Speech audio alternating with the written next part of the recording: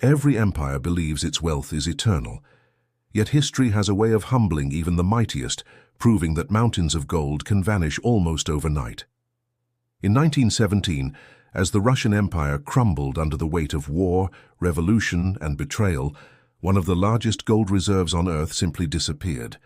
Billions, by today's standards, evaporated into the chaos. Some say it funded the Bolsheviks. Others claim foreign powers stole it. Still others insist it was scattered across Siberia, never to be recovered. What we do know is this: when Russia's gold vanished, so did the financial backbone of an empire that once spanned half the globe, and the echoes of that disappearance are still felt today. At the dawn of the 20th century, Russia sat atop one of the largest hoards of gold in the world. By 1914, on the eve of World War I, the empire held more than 200 metric tons of gold, second only to France, and surpassing Germany, Britain, and the United States combined. Gold wasn't just a symbol of wealth, it was the lifeblood of the global financial system. The ruble, backed by this colossal reserve, lent Russia credibility on international markets. For ordinary citizens, it promised stability, at least on paper. Governments could issue debt, fund armies, and pay for imports because the world trusted that every note represented tangible metal in a vault. Then came war. When World War I erupted in 1914, Russia mobilized millions of soldiers and poured its wealth into the battlefield. Military spending tripled within 2 years. Ammunition, rifles, artillery, and the railways needed to move troops had to be paid in hard currency, much of it imported. Gold reserves began flowing west as Russia settled debts with allies and creditors. The government also issued paper money far beyond what its reserves could support, hoping no one would notice. Inflation soared. A ruble once respected globally started to wobble at home. Prices of food doubled, then tripled, while wages lagged. For peasants and urban workers, life became unbearable. By 1917, the empire was cracking. Soldiers mutinied, strikes spread across cities, and bread riots erupted. The February Revolution forced Tsar Nicholas II to abdicate, ending 3 centuries of Romanov rule. A provisional government stumbled into power, weak and divided, grappling with a pressing question: what to do with the gold? Some reserves were moved east, away from Petrograd's chaos, to Siberia. Trains loaded with bullion guarded by soldiers whose loyalties were increasingly uncertain.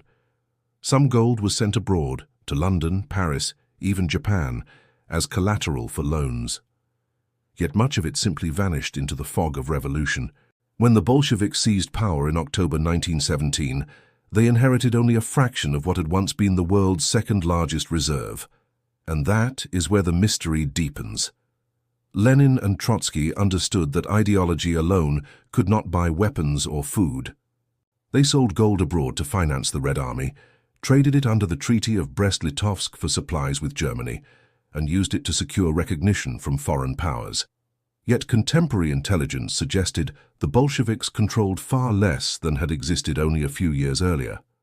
Hundreds of tons were missing. Some likely fell into the hands of the so-called White Armies during the Russian Civil War.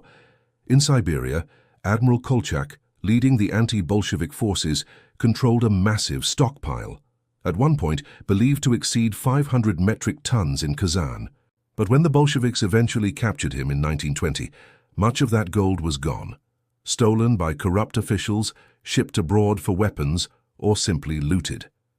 Tales persist of Kolchak's trains carrying gold into the Siberian wilderness, never to be seen again. Other shipments may have been seized by foreign governments. Britain, France, and Japan all had troops in Russia, and rumors claimed they appropriated gold under the guise of loan repayment. The United States was accused of similar actions, but concrete proof remains scarce. By the early 1920s, the Russian gold mountain had been reduced to a shadow of its former self. Ordinary Russians suffered catastrophically. Without reserves to back the ruble, the currency collapsed. By 1921, inflation was so extreme that thousands of rubles were needed for a loaf of bread. People reverted to barter, trading food, clothing, or labor directly. The empire had lost more than its monarchy and territory. It had lost the foundation of financial trust. Russia's crisis, however, was not unique. Rome, Weimar Germany, and other inflationary collapses followed similar patterns. When governments debase currency, when reserves vanish, when trust evaporates, society unravels. The difference lies in the method. Rome diluted silver, Germany printed marks. Russia's gold physically disappeared into trains, vaults, and pockets. The outcome was the same. Ordinary people impoverished while the powerful protected themselves or even profited. During the Civil War, the missing gold became almost mythical. Stories circulated of entire trains vanishing into Siberian snow. One legend tells of a convoy near Lake Baikal, where crates were dumped into frozen waters to keep them from Bolsheviks. Another claims Kolchak's generals smuggled gold to Japanese ports for weapons. True or exaggerated, these tales capture the reality. Chaos turned the empire's wealth into a prize fought over by every faction, foreign and domestic. For the Bolsheviks, the remaining gold was financial oxygen. Lenin understood a brutal truth. Money buys survival. Ideology might win hearts, but bullets, bread, and coal required hard assets.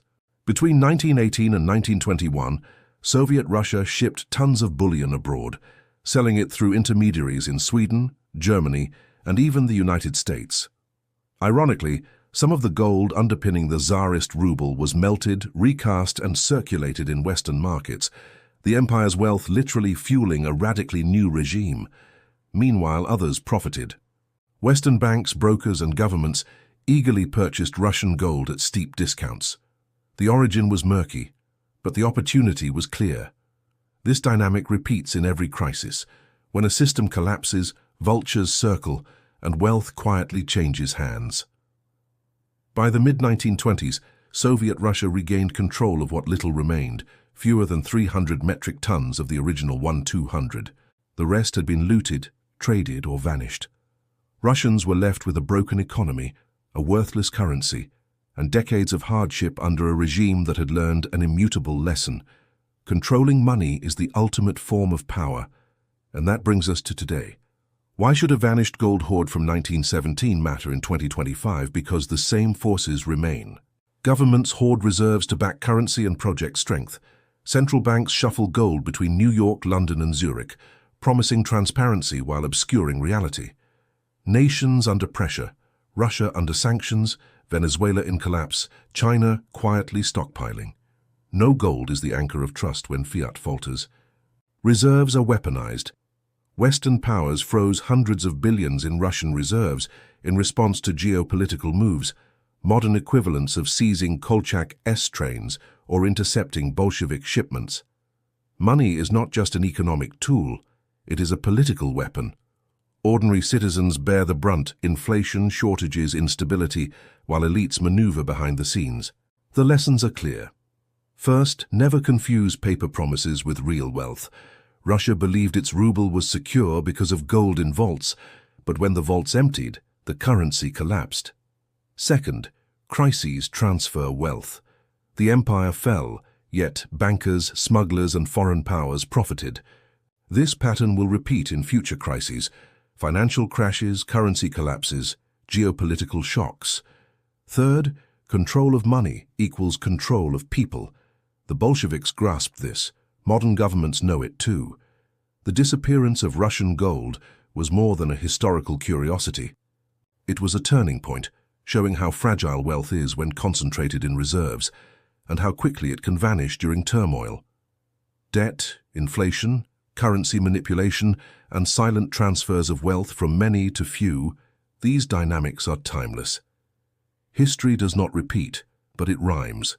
Rome debased coins. Russia's gold vanished. Today, nations print trillions with the push of a button. Different methods, same outcome. Ordinary people lose trust. Elites protect themselves, systems collapse. So when you hear about reserves, China buying gold, the US printing dollars, sanctions freezing assets, remember 1917. Even the largest piles of gold can vanish, and with them the stability of nations.